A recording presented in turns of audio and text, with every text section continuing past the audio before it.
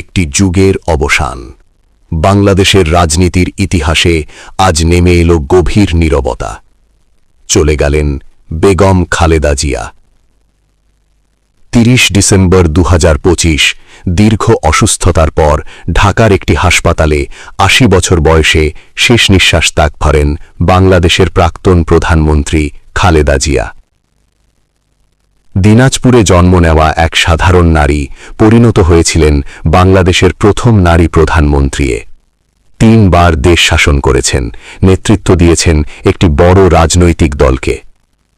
স্বৈরশাসন বিরোধী আন্দোলন, ১৯৯১ সালে সংসদীয় গণতন্ত্রের প্রত্যাবর্তন, এই অধ্যায়গুলোর সঙ্গে চিরদিন জড়িয়ে থাকবে খালেদা জিয়ার নাম। রাজনীতি ছিল যেমন উত্থানের, তেমনই ছিল সংঘাতের। মামলা, কারাবাস, অসুস্থতা, শেষের বছরগুলো কেটেছে নীরবতা আর চিকিৎসার মাঝেই। তিনি ছিলেন বিতর্কিত, তিনি ছিলেন শক্তিশালী, কিন্তু ইতিহাসে তিনি অবিচ্ছেদ্য। খালেদা জিয়া, বাংলাদেশের রাজনীতির একটি সম্পূর্ণ অধ্যায়।